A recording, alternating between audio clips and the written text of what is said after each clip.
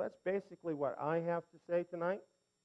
So I think we'll open up to a period of questions, if anyone has them.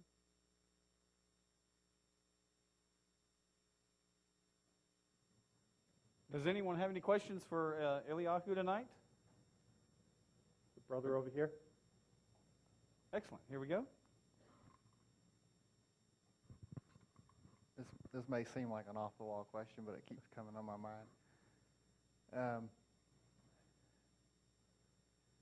Do you think Yeshua wore a four-cornered garment with tzitzits on the corner, or do you feel that he wore tzitzits on his garments? And do you feel that he wrapped a filling on his arm and a box on his head? And do you believe that he prayed in the morning and in the evening? And if you do you think these are things that we as believers should be doing in reference to keeping the Torah? Well, I think this is really an excellent question. And I want to answer the question specifically. But before I do, I just want to explain something about what Yahweh is doing today. You see, a lot of us who are of the remnant, we've been assimilated into other cultures. So all of these things are new to us. And you cannot go from a place of not knowing anything about any of this as to what's in the Scriptures, and then all of a sudden keep it all exactly the way it's intended to be. You can want to, but it's really a growing process. And what I believe is that there are people, many remnant people that are being called towards Israel, and they are responding, and they are obeying. And there is a living process that is going on for each of them. And this is why different people do different things. You know, our radio program is called On the Road to Zion. And the reason that we chose that is because we literally are returning to Zion. And, however, there's a road going there. And people are in different places on the road. So our mentality about this is that we do not demand that everybody be on the same place on the road. You can't stand on the same square foot of dirt that I'm standing on the road. So things are going to be a little different for you. Your viewpoint's going to be a little different from mine. I have room for this in my outlook as to what God is doing with Israel. And I just want to say that so that nobody would feel condemned about anything I say about any of these things, or I hope would not judge me about where I am on the road, because I'm on the road too. And where I am on the road is I believe that Yeshua kept the Torah but did not follow the customs of the Pharisees. And I know many people disagree with that today. There are books out that essentially say that Yeshua was a Pharisee. However, this is not the testimony that I find in the Gospels. And so therefore, I do not believe that Yeshua was a Pharisee or that he kept the customs of the Pharisees. I believe that what he did is kept the commandments of Yahweh and probably some of the customs of his people, which is something different than keeping the traditions of the Pharisees. Because what he said about those is that they were commandments of men that actually circumvented the commandments. And in many cases, you know, that was really true. But I do believe that he had a four-cornered garment with tzitzits. That's what I believe is probably most likely as to what he had. And what I think is that if I wore a four-cornered garment, I would want to have tzitzits on it. But I don't think the commandment is that you must wear a four-cornered garment with tzitzit. Do you understand the distinction I'm making? I think what the commandment means is if you do wear the four-corner garment, it should have the tzitzits on it. So that's my understanding at this point in time about it. Clothing styles have changed in the last 1900 years, and there are four-corner garments, but it's not something that's even easy to buy today. And I don't really feel a necessity for me to have to create that. Now, if I saw the commandment to mean that I had to have a four-corner garment with tzitzit, then I'd do that. So that is how I see that particular point. Does that answer your question? Sister?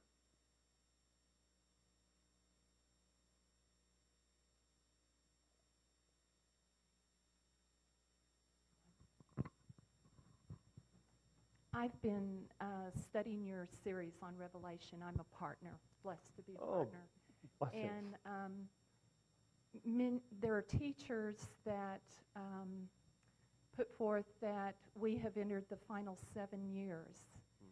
But you say you think that we have much longer to endure. So my question is how you came to that conviction. Has Father, is there a scripture or, Thank you. Well, I have really a lot to say about this. This is going to be included in the Revelation series of books that I'm writing.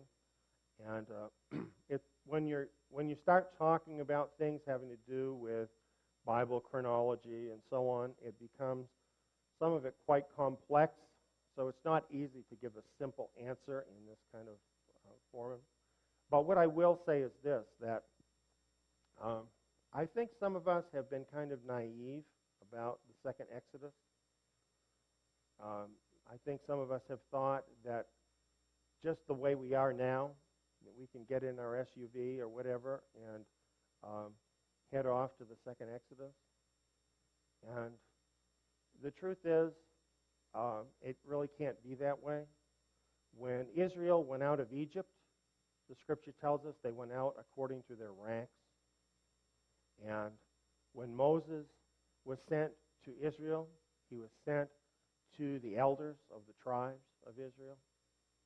And what I'm telling you is that the government of Israel was all in order in Egypt before they ever went out.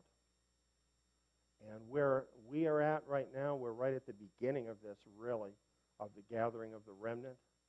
There are many more that need to be gathered. Many of them right now are in the church system, and they are yet to be awakened to this truth. This cannot possibly happen in 7 years. That can happen, and that we can become fully ordered according to the order of Israel. And so this is one reason why I say this, that this work has to extend over a longer period of time.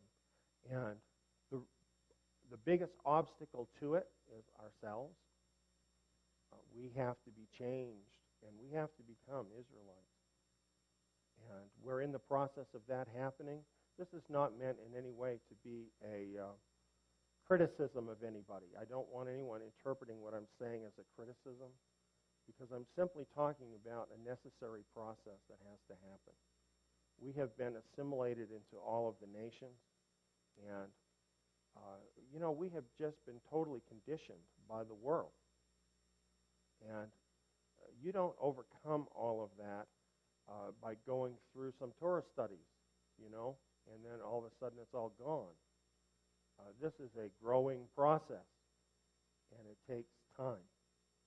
And here we are basically at the beginning of this time period, now leading up to all these events.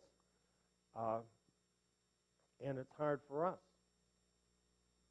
So what about the people that are still part of the church system, that haven't even come out, that haven't even been awakened yet? So is it realistic to think that we're only 7 years away from Messiah returning?